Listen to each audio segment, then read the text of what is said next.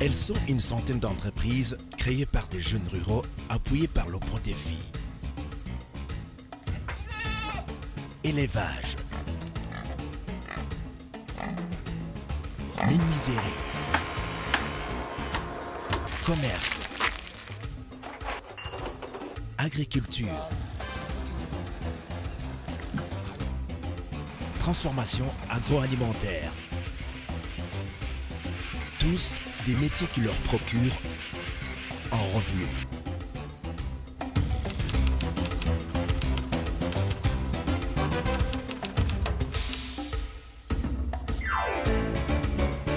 En 2010, le Prodéfi initie un projet nommé EGR, une composante du programme Prodéfi du FIDA, afin de réduire le chômage pour les jeunes de 16 à 30 ans.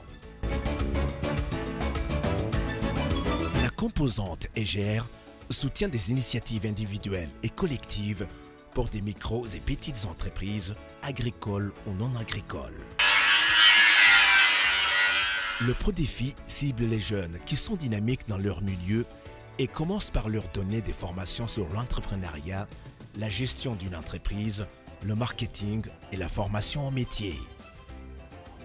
Umugambi sinzi ahubwo sinzi n'ingene nobivuga uvugira nkenguka wamfashije byinshi ubwa mbere na mbere waranyaguye mu mutwe ndetse bivanye hari n'ingendo twagiye tugira nabo mbona n'undi gwaruka nago numva ko nago gwabayeho kugira ngo rushike ku ntambwe gwageze ko byabanje kugora ibyo rero byatumye nagiye bimpa intege kugira guko nabonye ko atagiye jenyene bese nico inyuma y'urugendo hari inyigisho nyinshi amaformation nagiye formation kuri nozenye kuri Germe narazize ese ziranamfasha Germe bonize nozenye ya trouver l'idée d'entreprise na créer votre propre entreprise yose naravyize kandi n'ubu byaramfashije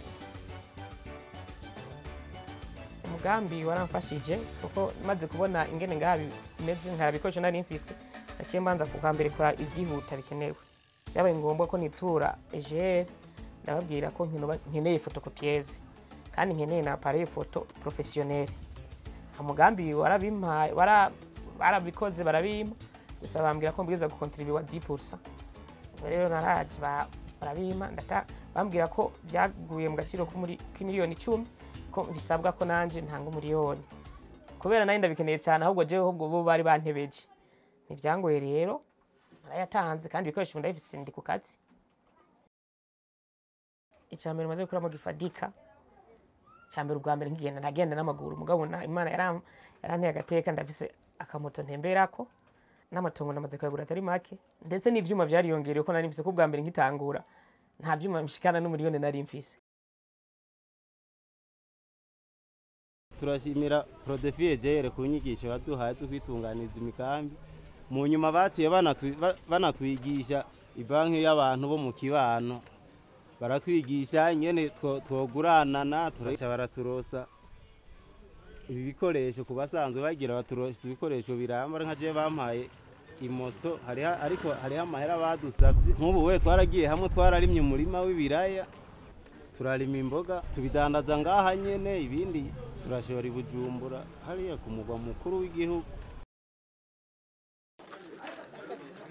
Bwa mbere inyungu naronka mu kwezi sinashobora kuyibona ko ngene yaje nabona iri hamwe mugumu bwa ubu izo nyigisho bazimaze kuziduha navuga ati imoseri yungu caya ikere cyungu caya boke yungu caya nuvuga mu mpera z'ukwezi nana ncanja kuri detail nkaca ndabati ibere hasohoca ibi handi hasohoca ibi nkashashira ngene ndagwiza kuri kimwe amahera cyagiye kirunga nkaca ngira combinaison ya vyose.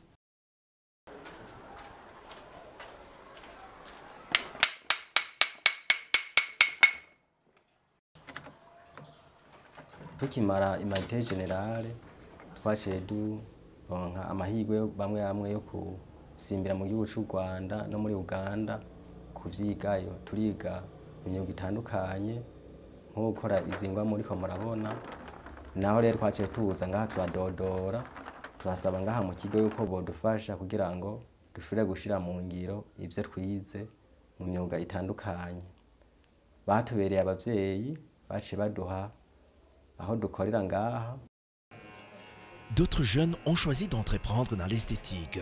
Madame Chanel Kanyamuneza en fait partie. Tanguje ibyuma bikeyi, nabifise ibikoresho bikeyi.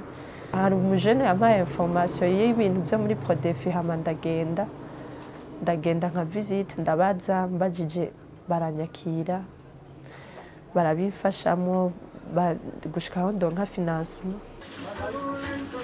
Ubu kuva aho ndonke ibindi bikoresho hari hakunguko katari gato. Kare narifise casque zibiri mu bwo bundaronka casque zikwiye ubundi nk'abakiriya baca umva haje nk'abakiriya nka batanu icarimwe bakabona casque zizoba ziri occupé nabo baba ariko bajana n'umwanya bica ntibyanyorohera ariko ubu urumva ko ari hakunguko. Nashoboye gukuramo parcelle zibiri nabonye no kuinvestisa mu maparcelle kuko yoyo uko imyaka igenda niko atera yongeza agaciro. À quelques mètres du marché central de Kayanza, des bruits d'émeuleuses révèlent la présence d'un atelier de soudure. Uyu mugambi ingene wavutse ni kuvuga twebwe twakora tutatanye umwe wese akorera iwiwe, hanyuma haza umwajwe atwigisha atubwira ingene twoshobora kuja mu bintu by'inyigisho kugira ngo dukore ikintu cyishira hamwe. Turaja mu nyigisho, izo nyigisho baratwigisha i Bujumbura, batwigisha gukora ibintu bijanye n'amamashini. Aha mu Kayanza nta mamashini twahora tuzi gukora, ariko kubera uwo mugambi twagiyemwo ubu turazi kuzikora.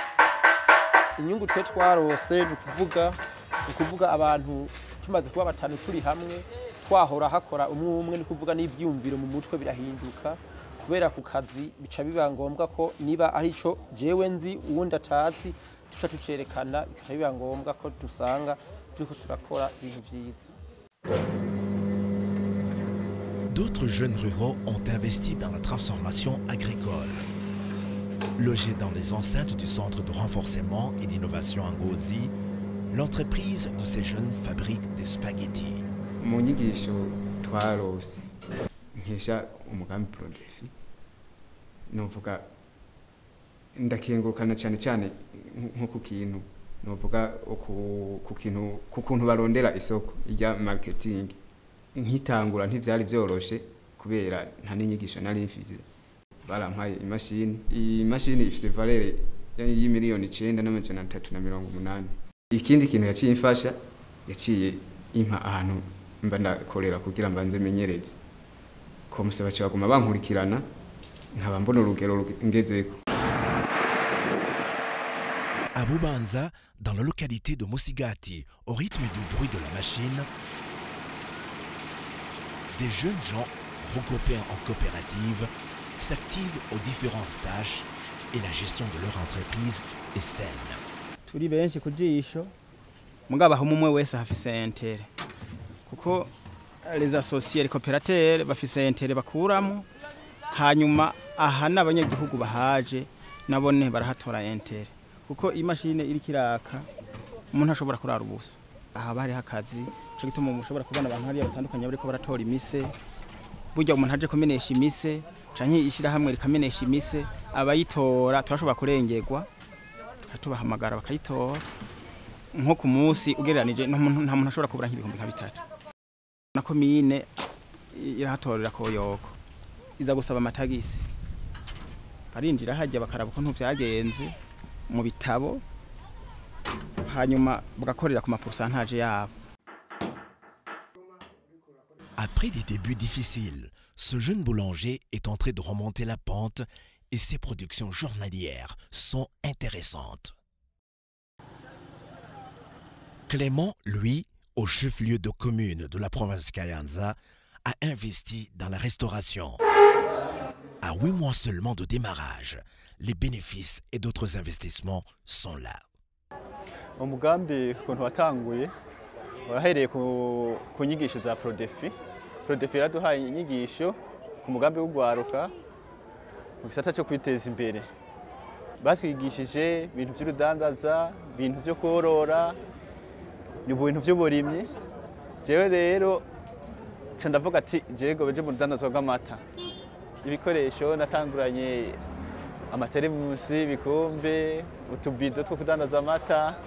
hama ndabona yuko bigoye kudandaza amata ugiye mu rudandaza rw'amata yuko bisaba umutahe munini ndavuga ati none gabasha za nyigisho baduha tubigenze gute none ndasubira ndabikora ariko ndavuga ati hari ibintu bitagenda neza muri wa mugambi ndiko ndakora ndabona harimo intambamyi nyinshi ndabona ko nosaba frigo ndasaba n'utundi dukoresho tubemari kugira nze ndasahiriza mu kugaburira abantu bari ku matere bajya bakora ama formation ndashobora kubashira y'ibifungurwa aya na hariya kandi bikanyorohera amata ngaha aya bakayanywa kanye kubera fise frigo byose burebe biriko biragenda neza maze amezi 8 inyungu maze kubona ndabona ko maze kushaka nko miliyoni 2 fashe utuntu nagiye ndakora hirya no hino ndabona kandi natwone turiko turasahiriza.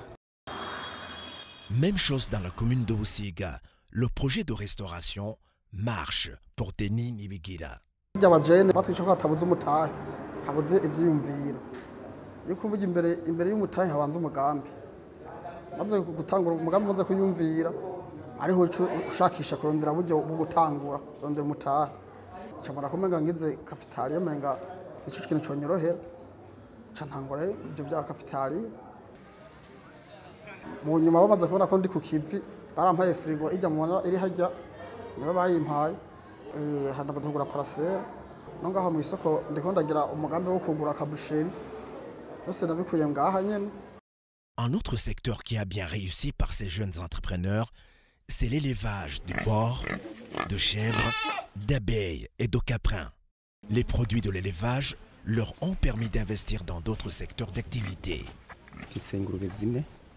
Nazirose ndazihawe n'umugambi wa Prodefi narateye imbere bidasanzwe biramfasha kwingunganya mu gukora umugambi wa commerce ndetse aho nkorera ubu two tubaka isoko ya kijambere ndetse zingurube zaramfashije cyane kubera ko nk'uruvyaro rwa nyuma rashoboye kuronka umutahe nshobora gukoresha n'iyo soko kugira nubake ifatikanya n'abandi bene gihugu kubera ko ni isoko dusanzwe twubaka twebwe bene gihugu kaba no munsi mfise ubushobozi kandi ko ndubaka kioske zishike 2 nkuye mfashije mu n'uyu mugambi w'ingurube. Mu buzima bwanje vy'ukuri urumva nari mutoye nari nkumi ntararonka izo mpene siniyegurira igitenge mama takinguriye ko je nta papa nabonye mama takinguriye nta gitenge nigurira mugabo amaze kumpa izo mpene igitenge nasigaye ndacigurira ivyo ndabishima cyane harageze igihe mbere mama ndamufasha cyane amavuta akaba ari ndayagura nkagura akabido k'amavuta nkagashira mu nzu urumva ko yari intambwe nari ndose cyane naho rambura isabune nce ndayironka twari tubayeho dupanze ariko akabana nako twiguriye indimiro ndayifise ikaba ndazamura kandi atari kavukire kino muganda afite igipimo namura ivyo nshima nivyo.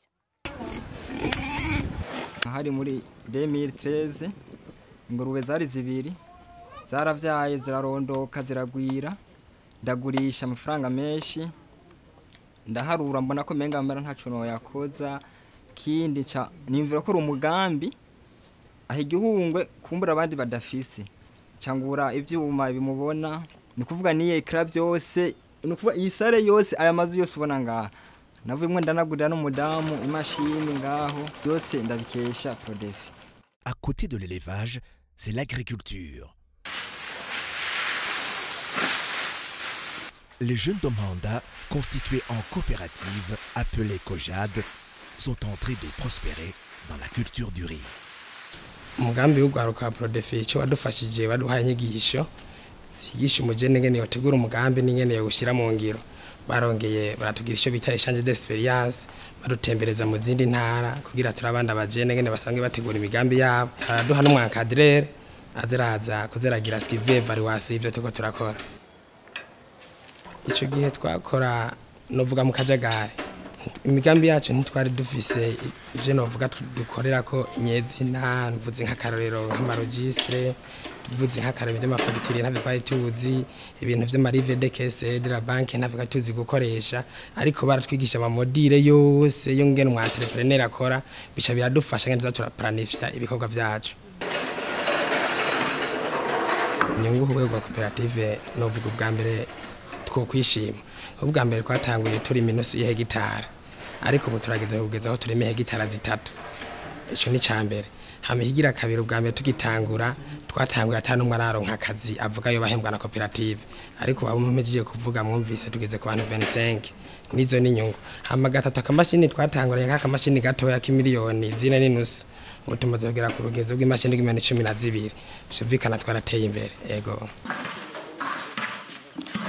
turakoresha abakozi 10 bakora permana turakoresha n'abandi 15 bakora temporarema tuza turakoresha mu gihe akazi kaba kabaye keshi byumvikana muri twebwe abantu 25 baramaze kuronka akaokipasi. Nous nous rendons dans la province de Kayanza où monsieur Eric Ndouimana a investi dans la culture des champignons.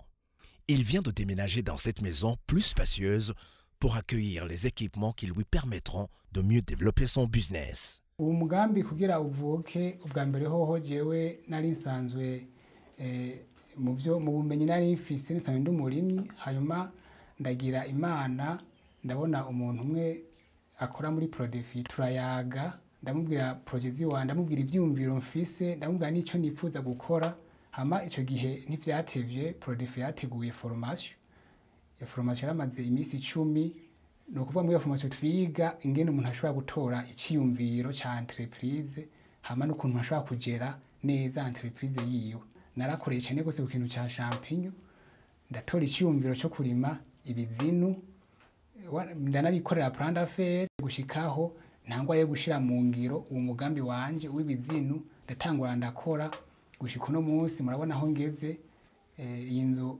nagengeze gufata inzu nini kandi ndayiri hamwe ibizinu nyene iyi nayishitse ko kubera mbona inyungu ndiko ndakora mwe ibizinu kandi kubera mbona neza yuko n'igihe noronka le materiel nk'ama ekipema harama machine akenerwa Prodefi yarabitwemereye twizera kandi neza yuko ngira vuba bazobishira mu ngiro kugira ngo iyi projet yanje mbandanye ndayikora. Pour ces jeunes dames de Ruhororo en province Kayanza, la formation au métier de couture leur a permis de démarrer avec leurs faibles moyens et les appuis de Prodefi les ont portés au niveau supérieur. Ntambwe tugeze kuno munsi twikesha ishirahamwe Prodefi ryaratanguye riraza ngaha muri komine Muhanga baza batwigisha ibintu vya jerume batwigisha ibintu vyo kudandaza kuziganya no kuguranana. Twebwe rero turi aba badamu ko turi ngaha twaciye dutangura ishirahamwe turaziganya turaguranana hanyuma rero mu nyuma baraje baratubaza yuko badufashe mu mugongo yuko twoshobora kuza kwiga umwuga twarakomye amashiti murakoze cyane baciye bagenda baratwigisha twaramanutse Bujumbura mu mwaka uheze twamaze ukwezi kose baratwigishije kubarira nta kintu na kimwe twari tuzi ariko twavuyeyo dutanguye kugira intambwe tumaze gushika rero kwera kwa kuntu batubwira ati mugiye hamwe niho mushobora kugira ico mwishikanyeko twaciye tuvugana tuti ko twize umwuga tukaba dusanzwe turi ahegeranye ku isoko y'Umuhanga twogira agashirahamwe kacu kokomera tukaza turonka nico tuziganye twaciye twiyunga turi aba badamu duca duhiga ahantu tuza turakorera hamwe kugira twadufaranga two kuza turaziganya no kuguranana tuze turadukura ngaha mu mwuga tutarinze kuza kudusaba imuhira. Kuva ubwo twarashimye cyane turakenguruka kuko aho tumariye kwiga uwo mwuga wo kubarira nta mudamu akiza gusaba itomati muhira nta mudamu akiza gusaba isabune muhira kuko twaje ngaha tukaronka agatenge dukunja n'akarasiyo turakaronka tutarinze kuza kugasaba abagabo bacu. Quant à Anési, elle a choisi le métier de commerce. Les formations sur l'entrepreneuriat lui ont ouvert les yeux et lui ont donné plus d'habilité pour réussir. Na bintu by'ishirahamwe nari yinzi ukungene bimeze. Burya rero bamaze kubinyigisha narabonye ko bifise akamaro karekare. Urumva ubu yawe nivyo wibonera nyene. Yuko nyene nambwa ari nini. Burya kuntu bavuga ati urashobora kunguka amafaranga ukacumenya ukungene yanyungu wungutse ukungene uyikoresha. Ukavuga ati nimba nungutse 5 nge 2 3 ndabibiki. Burya rero ibintu vyakurikiranye nkuko urumva twarajijutse urashobora kuvuga ngo wungutse 5 ukacuvuga ati ko nayungutse reka ndayarire rimwe ariko rero sivyo ucusigaza 3 2 ukabije. Aujourd'hui, Son business se porte très bien. À cause de la foule qui l'entoure, elle ne peut pas nous dire la valeur de son commerce. Elle préfère éclater de rire.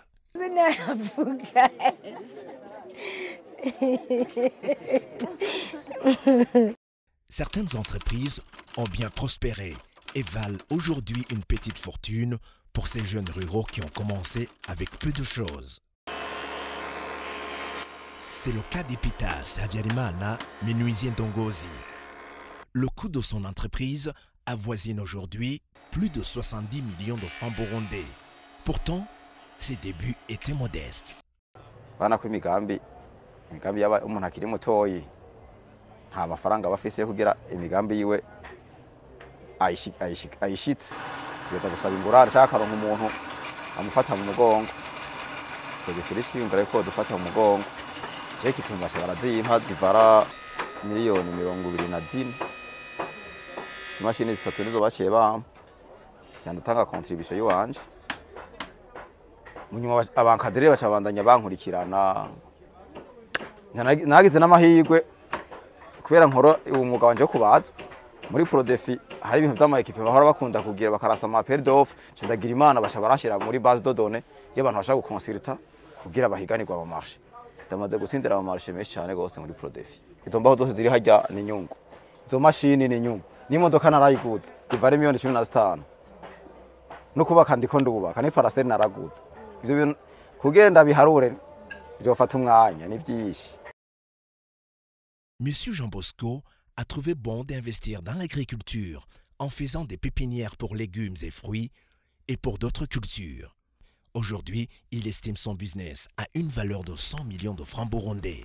Umugambi wa pepiniere kungene wanjemwo naritegereje nkuko batwigishije ivyiyumviro kuraba iyo tuja pana kuraba iyo tuva vision imbere zawe nditegereza ati mpora mbona Prodefi igura fida igura ibintu by'ivyamwa amavoka imikaritusi none ntabwo je yongurira kandi yangurira uca ciyumviro canje kizoba giteye imbere hanyuma nca niyumvira kugira ibyo bintu bya pepiniere niho haza abahanuzi aba batwamako abankaderere baza baraza ati kumengo wogenda gutunganya pepiniere aca nsabira ishashe ntonto mbona baravyemeye baca bampa ibiro 50 vy'ishashe niho naca mbuganiza ivyamwa ibihumbi 80 vy'amatunda amabungo ca mbuganiza ibihumbi 31 mengo n'ijana nayarenga harenga ko dukenya amavoka nca ntunganya ibihumbi 45 ngiye ndagurisha kwizo nini muri Prodefi ntazo bari bafise je naciye ndazigurira nza ndazigura muri wa mwumbati na bya birayi uburyo fida yampaye byongora kubuha agaciro kuko ni ibintu icyambere inyigisho banyigishije ifise uburemere ntabona ni gute nogira noyiha agaciro ikindi yamfashije iyi mikobeko mubona niyo yayiciye kugira ngo nkorere ahantu hatunganije abagoronome baza kunyigisha ibi bagaca bagenda kuba bahije kunyigisha je umuntu afata cyasigara ndakora hanyuma irigation gutagute idufasha mu kwiga ni gute twokwiga kuyoreza ibirayi ni gute twokwiga kurima imboga muci murazibona bugize n'imboga zarimwe muci ko nk'ubu nta mboga zirakura idufasha gushira ivyiyumviro byacu imbere mvuze ngo unje nko kwibarabara umuntu yiyinjirire mu gaciro k'umuntu yahereye kubusa akaduga uhereye kubusa azero kaja kucyasha 15 ubu wompa miliyoni 110 nkaca mpagarara hajya nkaca ngenda. Il affirme aussi que la formation dispensée par le Prodefi a été presque miraculeuse car il lui a fait prendre conscience qu'il est capable de réussir. Inyigisho nahabona Prodefi nizo zampinduye uku umbona nta kindi kintu cyamfashije kujabuka ikiraro cy'ubukene nkaja mu kiraro cy'ubutunzi havuyemo Imana yandemye hasigaye ni Prodefi n'amashami yayo ayene nako. La bonne santé de leur business se remarque non seulement à travers les investissements qu'ils ont su réaliser, mais également à travers les emplois qu'ils ont générés pour d'autres jeunes chômeurs. Dufise uruja n'uruza runini ngaha muri sita Burundi kuko dukoresha abakozi batari bake kuko mwabibonye umugwi w'abamama mwabonye umugwi w'abasore harimo n'abagabo ndetse mwanabonye na bamwe bita abanyamwero. Ukwezi turahingura tukongera tukagurisha amatoni arenga gatoya 22. Nkoresha abakozi benshi, ndakoresha abakozi bashika 60 kandi babajene kuko bari batubareye ko ari kugwiza akazi kugira tugahanahane tuve mu gashomeri. Leurs entreprises sont devenues réellement leur gagne-pain. Leur rêve aujourd'hui est de pouvoir étendre leurs activités et devenir des grossistes en distribution des biens et services, des rêves réalisables quand on considère le pas déjà franchi. Nuko rero muri kazoza kanje naje no shaka ati nzohitana imodoka ngenda kuri brasserie ziva kuri brasserie zishikira ngaha nanje abandi bazitora ngaha. Muri kazoza nk'ubu nipfuza yuko noshika kurangura kure nko mu Buganda ndetse no mu Bushinwa.